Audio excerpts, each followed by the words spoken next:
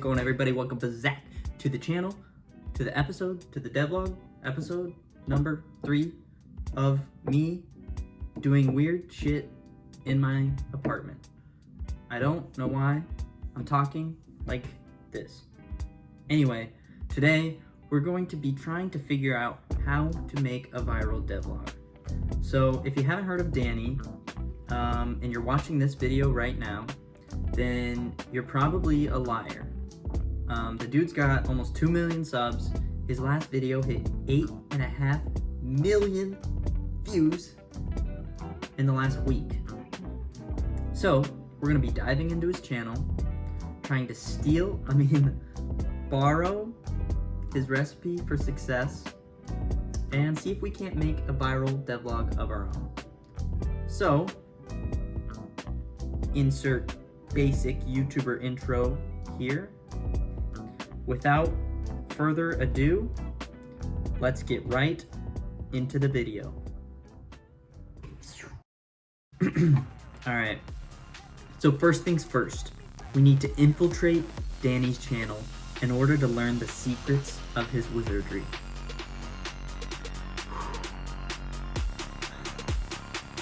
Alright, I'm ready. Send me, brother.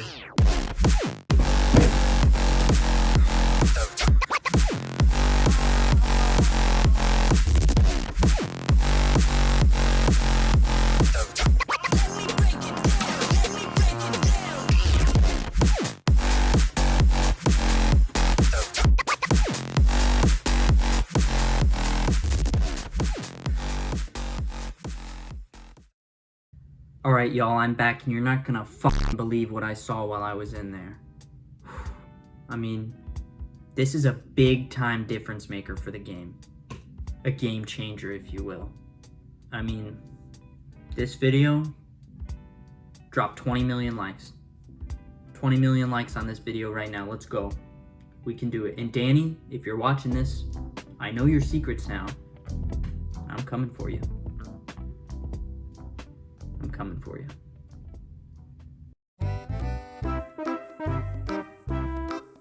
Oh, you're wondering why I have so many cubes? Because it makes me look smart. I don't know how to solve these things.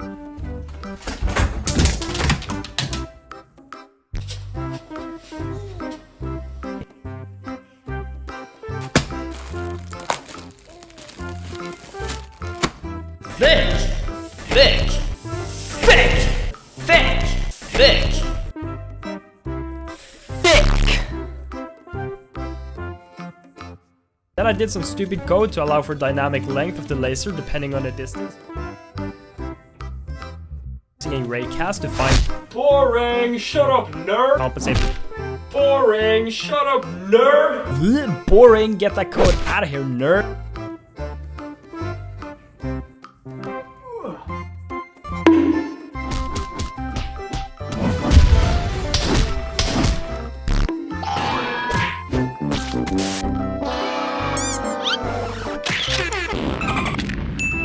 Sixth step. Oh boy, it's time to bake some lights. Fuck! Fuck! I just yell it. Fuck! Roses are red, violets are blue. Hey Goomba, fuck you. Roses are red, violets are blue. Yoink! Roses are red, etc., etc. This is probably the worst video I've ever watched, said Deborah. So I made a quick ammo icon in Photoshop. You feel me? Oi!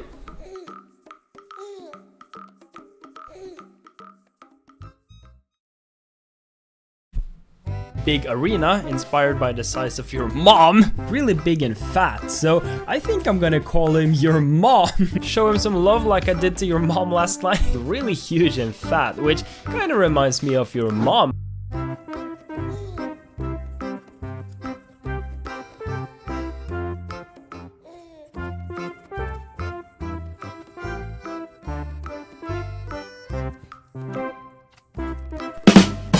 So I found a good tutorial on YouTube, and after stealing the code, we're just gonna yoink that idea. So, yoink mine. Hippity hoppity, your code is now my property. Why don't we just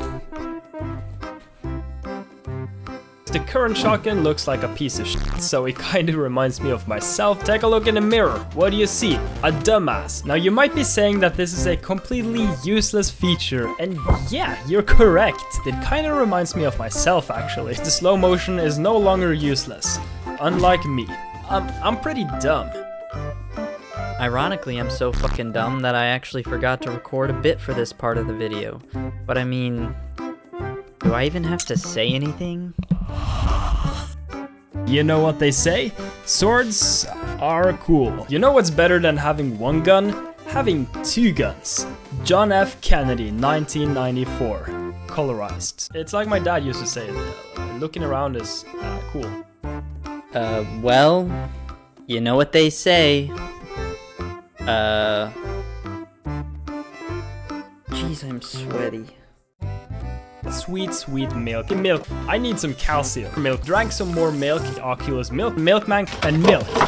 A lot of milk. Milk, milk, good milk. Am I right, boys? Milkulous riff. Milk, milk, milk, milk.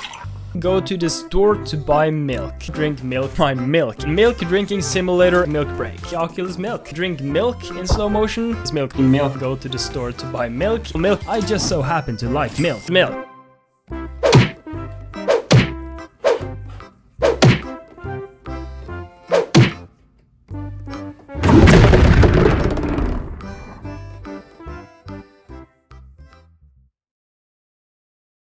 Alright, at some point there I was recording a devlog, however, it kinda just evolved into me spanking myself in front of the green screen for 5 hours. But, yeah, now we know exactly how Dani gets all of his views. All we need to do is implement what we've learned, and we should be looking at about 8 million views by the end of the week.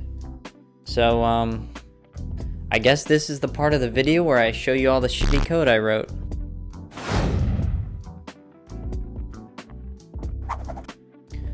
Now if you're following along at home, you'll know that in the last devlog we made a brand new background for our game. I must say I was pretty happy with the new background. It was a huge improvement over the last background. However, if you check the comments section of my most recent video, you'll find that everyone pretty much says the new background looks like shit too, and I must say I couldn't agree more. This thing's about as ugly as your mother. We'll just go ahead and scrap that, no big deal. It's not like I spent hours and hours and hours working on it. You know, that's just sometimes the price you pay when you're a shitty game developer. So some of the legends down in the comments section let me know, hey, yo, bro, mate, guy, dude, brother. When's the last time you saw a house with only one wall? And you know what I said to them? I said, you don't know me. You don't know my experiences. You don't know how many walls my house has. However, just to humor you, maybe I'll try adding some more walls to this thing. If only to prove you wrong. Now the problem that arises when trying to add more walls to the background is that from a top-down view, the walls on either side of the map are not visible unless we actually shift our entire perspective. So yeah, I basically just took the current background, did this to it, and then created some more walls. And then move some stuff around, create a whole new tile palette using diagonal edges instead of straight edges. For any decent game dev, it only takes about 2-3 days, so yeah, it was done in a week. Now I'm not saying that 4 walls is better than 1 or that the game definitely looks way better now, but you know, now we can basically run around and whenever we go behind the walls we can't see shit. It's great. All I had to do to fix this was, you know, go into the computer brains and do some codey stuff and bam, just like that. Now when we go behind the walls, they disappear just like my dad.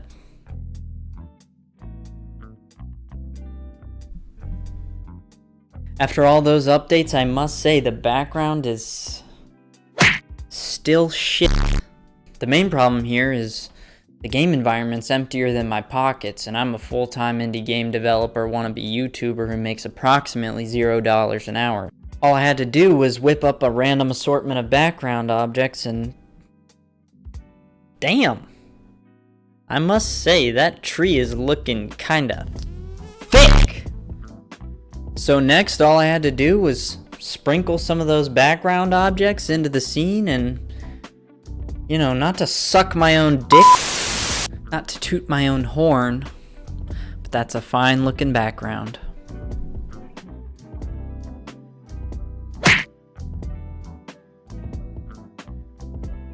After getting the background all figured out, I basically realized that the game was a little bit weak on content, a little bit boring, kinda like this video. So I added a handful of new interactions, cause you know what they say, if your game's bad, just make it bigger.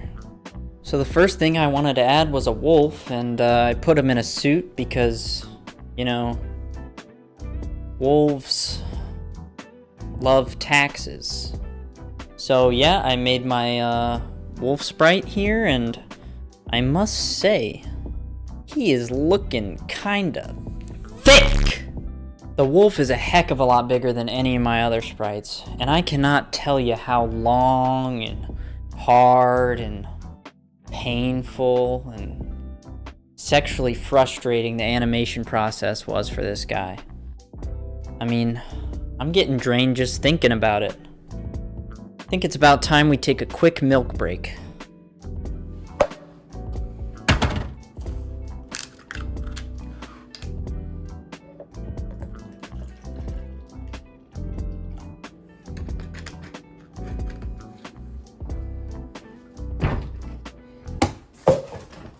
You think that tiny glass of milk's gonna be enough to get me through the rest of this video?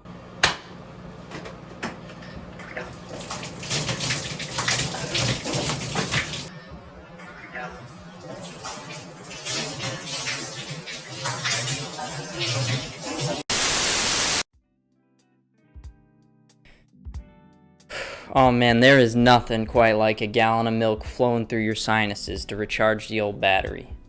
I think it has something to do with the way the milk seeps into your lungs and then gets pumped to every cell in your body, packing every cell with maximum calcium and vitamin D.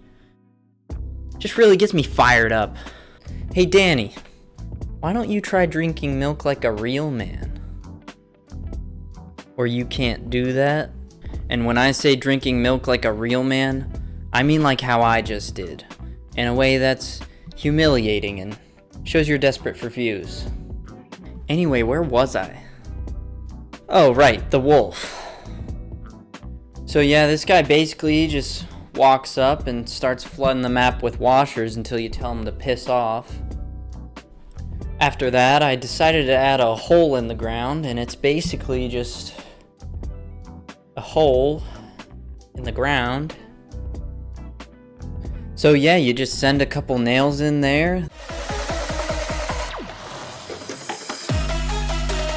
They're having a good time, and then you just drop a board on top so they can't get out, because you know what they say, a nail in the hole's worth two in the other hole. Jesus. Since I added a hole, next I had to add a crack, because every crack has a hole and every hole has a crack, because, well, you know. If you don't know, if you're missing either a hole and or a crack, you should definitely see a doctor. Well, you know how the saying goes, step on a crack and your mama whack. Now I do not want my mama to be whack, so I made the wooden boards act as bridges, so you can safely cross from one side of the crack to the other. Very nice. The next thing I added to the game was an upside down bolt, which is like a bolt, but it's upside down. And is it just me, or is this thing looking kinda like a penis? So basically, the way this thing works is you got your upside down bolt just sticking out of the ground, and then you got your board with a hole traveling along, and If you cut this bad boy when it's right over top of the bolt, then it just kind of slides on there right like that. Just like that. Now we just slap a washer on the other end of it and call it a day. And now there's a lot more we can do in the game. The screw and big board has its wolf. The nails and boards have their cracks and holes. And the board with a hole and bolt have their upside down bolt. Meanwhile, I still have no one.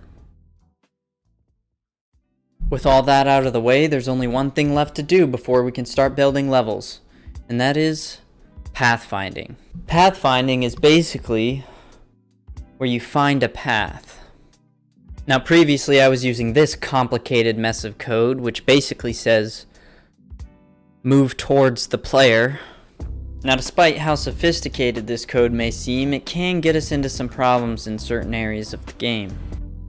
So in order to implement pathfinding, we have to create a grid of nodes and scan them to see where we can travel. I have no idea what the fuck I'm doing. Oh, would you look at that?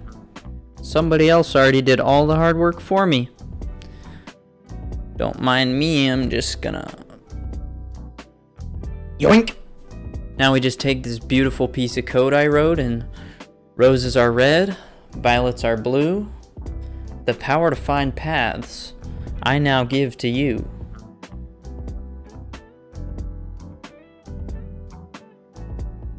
Oh man, let me tell you, that pathfinding stuff was a lot of hard work. I'm thinking it's time for another milk break.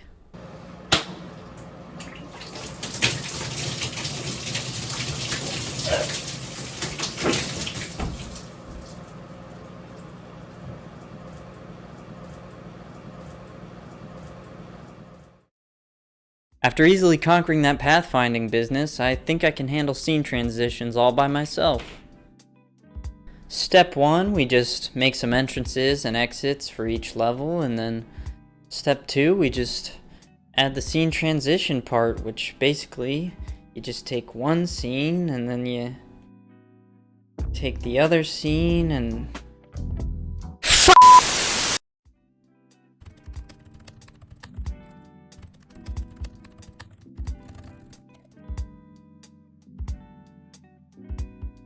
And there we go, scene transition complete.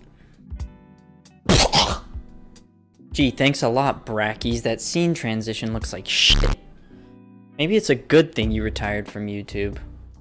I'm so sorry, Brackies. Please come back to YouTube. I need you, please. Seriously though, Brackies, if you're not there to develop my game for me, how's it gonna get done? Now, rather than follow my own original idea of using a wipe in, wipe out scene transition, let's try the fade in, fade out scene transition as the Brackies tutorial suggested. Much better. So to get this straight, I have no good ideas. Hey, my cats are going crazy and my life's a mess. Now the scene transition's looking a lot better, but I still feel like there's something missing. Obviously, I tried Guy Fieri as Baby Jesus, but it's still not quite right. So rather than deal with any camera switching tricks or more complicated scene transitions, I just dropped all the background objects from the sky and called it a day. Then my 2 remaining functioning brain cells got together and had the idea to wait to drop the house frame pieces until the player actually enters the level, and I gotta say, it is looking pretty epic. Now that we can transition from scene to scene, all we need is a level manager, which will tell us when the level's actually complete, and a game manager, which will manage all the levels and send information back and forth across them. Basically, you can see how I've set up the level manager here, and how it works is we collect references for the objects in the scene, and then at different points during the lane. Shut up, nerd! Now the game manager works a bit differently than the level managers. We have a single game manager which travels from scene to scene, tracking stats, information, location. Boo! Shut up, nerd! Well damn, I can't talk about code. How else am I gonna make this shitty video drag on for another hour? And that pretty much wraps it up for this video. Huge shout out to Dani. Thanks for sponsoring this video. Just kidding, he didn't actually sponsor me. I think I actually stole a lot of his intellectual property, so definitely go check out his channel and subscribe to him, although I know you already are. So yeah, if you made it to the end of the video, why? I definitely would have clicked away about halfway through, but since you're here, you might as well go down and hit the subscribe button. It's like somewhere down there below the video. Just go down and just click it. Just click the subscribe button. It's below the video. Please. Come on, please. Please, man. I'm begging you.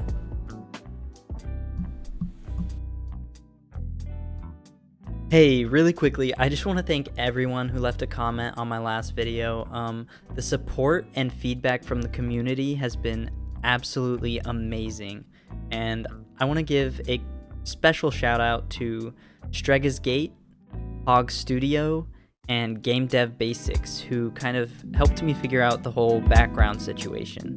So go check those guys out, and the video is over 20 minutes long, so thank you so much for your time. I won't take any more of it, and I will catch you on the flippity flip.